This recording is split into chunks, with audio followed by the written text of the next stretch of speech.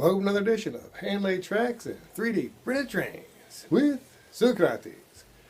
In my series of quick videos about new cars. I make a bunch of cars and always get the videos out. This is one I made a little while ago, the Saskatchewan grain car. Really liked that, came out really nice. Liked the little swoosh, came out pretty good as well. Got you nice, so I think there are lilies on the end there. And if you're in Saskatchewan, you need a grain car, get yourself a Saskatchewan grain car. This is your basic bottom top thing where the bottom sort of clips into the top. Normal microtrain couplers on the bottom. Fairly standardized thing.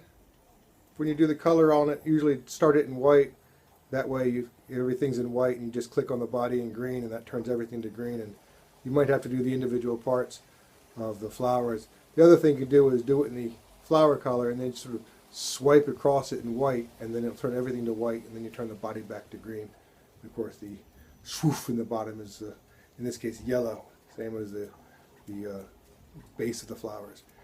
And get yourself a grain car, haul some grain, sell it to Europe, maybe to Asia. They like buying your stuff.